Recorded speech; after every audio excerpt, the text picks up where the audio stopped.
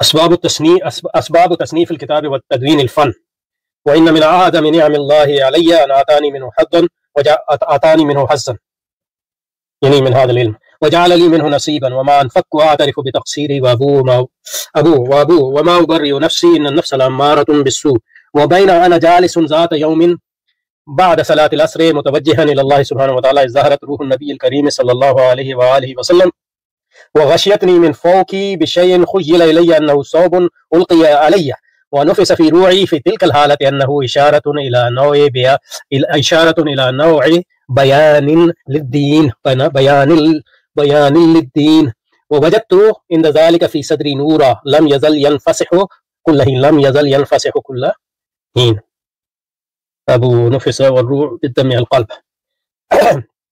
اچھا جی، تو ثم ألهمني ربي بعد زمان أن ما كتبه علي بالقلم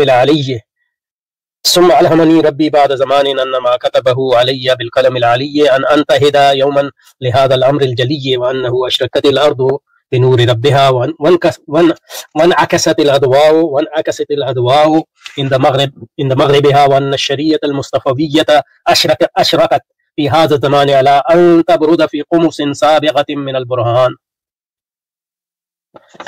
اچھا جی،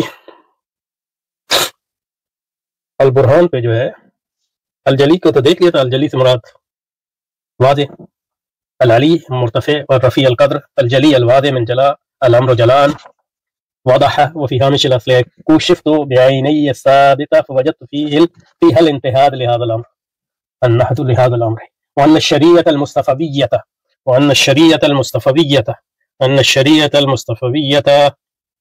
أشركت في هذا الزمان، وأن الشريعة أشركت في هذا الزمان على أن تبرد في قمص سابغة من البرهان، وأن الشريعة المصطفوية أشركت في هذا الزمان على أن تبرد في قمص سابغة من البرهان.